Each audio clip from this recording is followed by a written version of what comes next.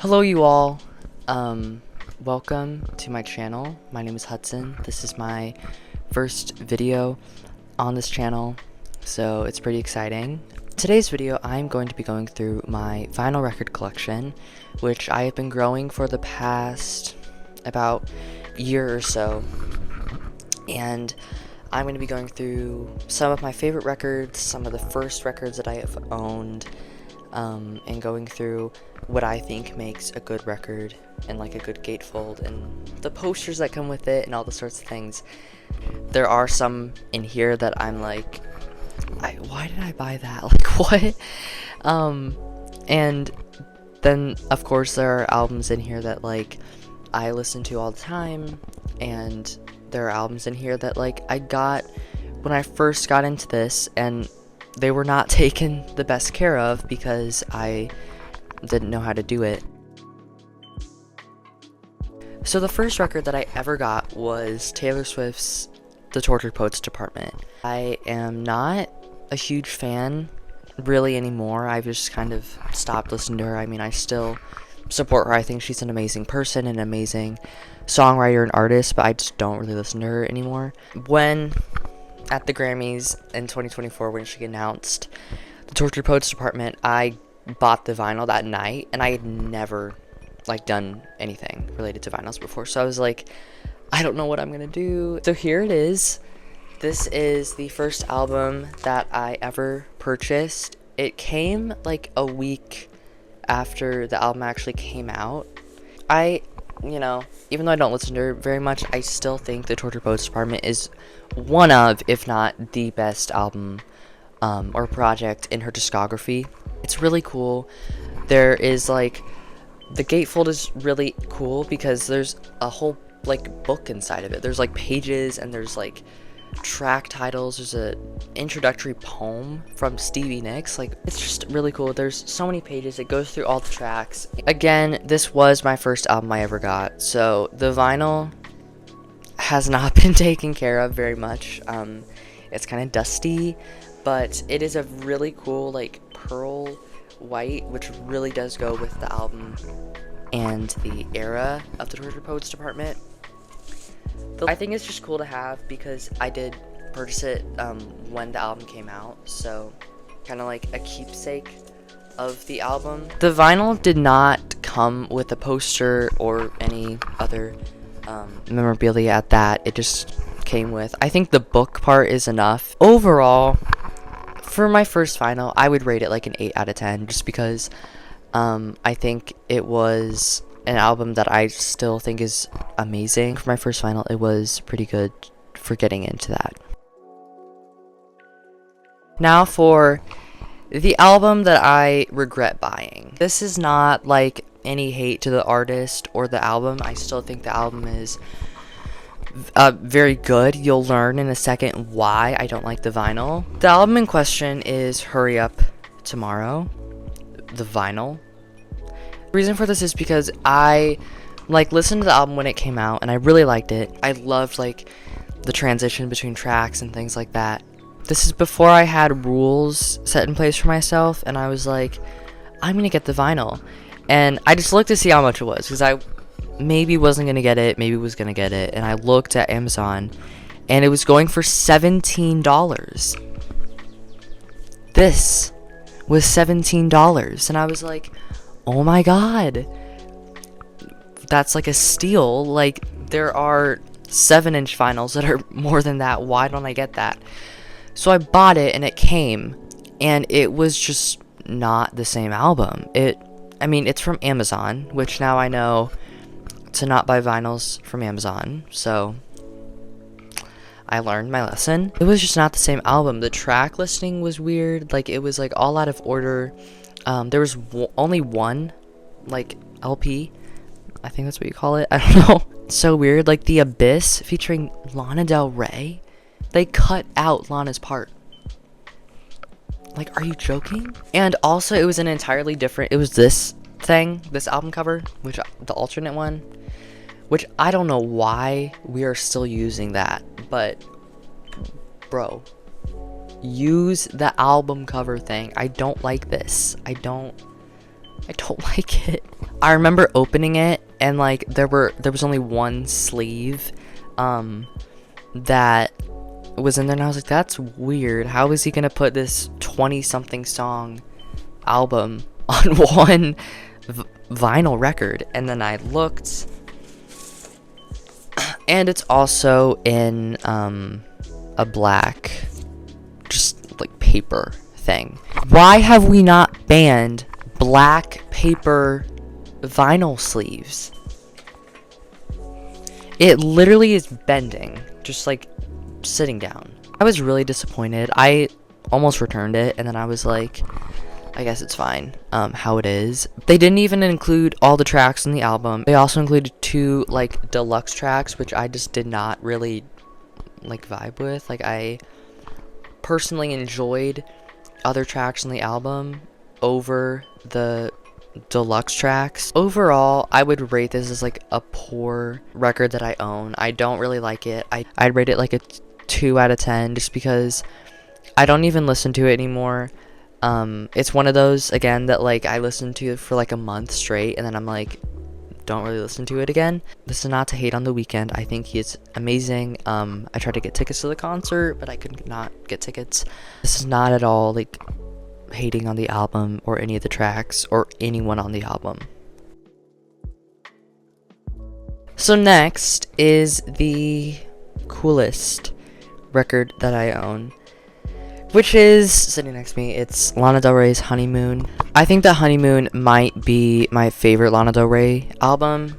Either that or Lust for Life. I just think it's so cool because, again, it's one of my favorite albums, like maybe of all time, being my favorite Lana Del Rey album. So it's very large. There were like a ton of songs and like just extra stuff in it. I do think that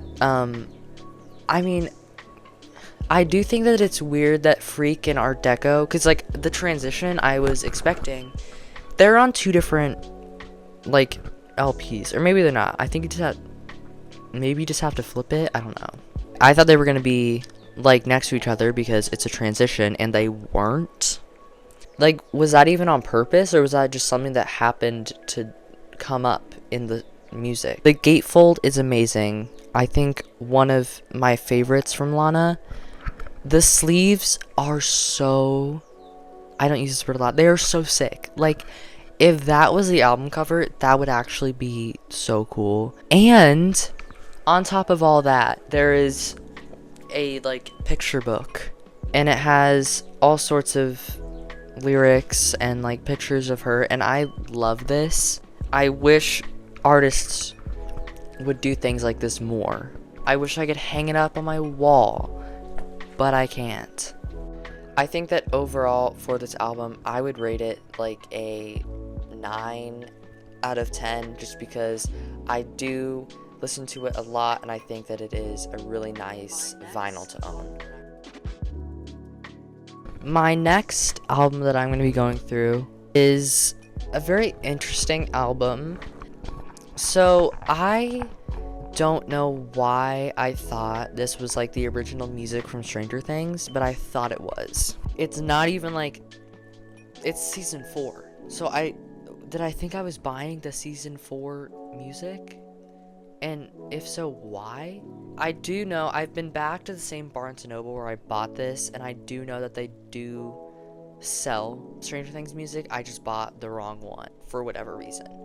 I don't know what they put in Barnes & Noble, but there's something that just makes me buy albums there. Like, I don't know why. The last few times I've been there, I have made the most impulsive, stupid decisions on buying albums, and I'm like, what? Why did I buy it? Like, the second my card goes across the thing, I'm like, what did I just do? And it just cost me $40 to buy it. So maybe I'm not being appreciative of this, but it basically contains like all of the 80s music that was in Stranger Things, which, as I'm saying this, I'm like, that's actually really cool. I don't know why I'm like hating on it. So there's like all the things, like Running Up That Hill, California Dreaming, Psycho Killer, separate ways. You know, all the songs that were in the show are in this.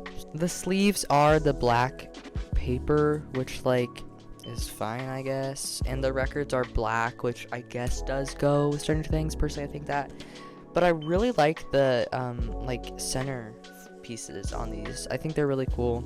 They also had like a bunch of pictures inside the thing, and it came with a poster, which was pretty cool. It's right here. Stranger Things 4. Should I make a Stranger Things season 5 predictions video? Maybe.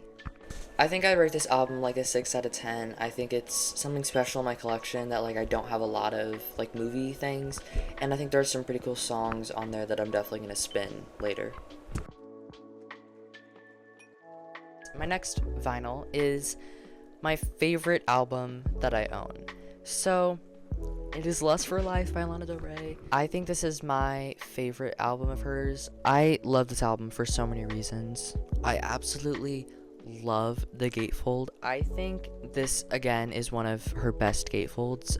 I really like the sleeves because even though they are not of like her face or just her, they still really go with the album and the era. So this is definitely my favorite album to listen to because I do spin it a lot. It's very summer. It's one of, weirdly enough, it's very like summer for me, and I really like it. And it's like one of the few Lana Del Rey albums that I don't have like trauma associated with. And I just really like the album. I think that I love blasting it, and my whole family like gets mad at me, so. This is Memoir of a Sparkle Muffin by Suki Waterhouse. If you do not know who Suki Waterhouse is, you need to check her out. She is so cool. I mean, one of my favorite artists. I really do hope she gets like a huge moment and like really does break out, because like she's really considered like a underground artist, even though she literally opened for Taylor Swift at Wembley Stadium. It is a really cool album. The sleeves are also really cool. It's a material that I don't really know. It's a different material. It's like stiff. I don't really know how to describe it, but I really like what she did with the sleeves. And now for the vinyl, I just think it looks so cool, especially when it's on the thing. And I mean, look at like the centerpiece. That is, I love what she did with the whole album and the Sparkle Muffin. I think it's really cool. Love to hear more music from her. I know she's teasing a deluxe, or she like teased it and then was like, just kidding, you're not getting it, and now she like, I don't even know. Again, I think she's a really talented artist. I think she's someone that everyone should check out. I know she opened for Taylor, she opened for Mitski, and then now she's opening for Lufe? I don't know how to say her name, okay? Don't cancel me. So overall for this album, I would rate it like a 9.5 out of 10. I love the vinyl. I love everything included in it. I just don't know all the songs, which is kind of weird, but it's a great vinyl. So the final album, this kind of takes in everything from what we've talked about, from the actual physical record to the listening to the experience of the record, and it is the Hit Me Hard and Soft isolated vocals. It's like a record store exclusive thing. I mean, it is amazing. I feel like it's something that a lot of artists like haven't done, surprisingly. I think that we also kind of look over how much work artists put into their vocals and layering vocals and doing harmonies, and that's also something she did on tour, was the whole layering her vocals live on tour. Like, what? She's so talented. One of my favorite artists. I am trying to see her live, but I'm not trying to sell my kidney, so the whole thing is really cool because it's like the vinyl is this like pearl color. It's not white. It's kind of like an egg white. It's not the same white as like Tortured Poets, but it's really cool. Yeah, that's this record. I love it. I love the normal one. I hope you guys enjoyed that video. If you have any opinions on the albums that I've shown, please comment them down below. If you liked the video, please like the video and also subscribe, because I'm just starting out. This is a brand new channel, and I am really hoping to go far with this channel. So if you would like to see my entire collection, and if you would like to see a system setup, please do subscribe and like the video, because I might make one of those.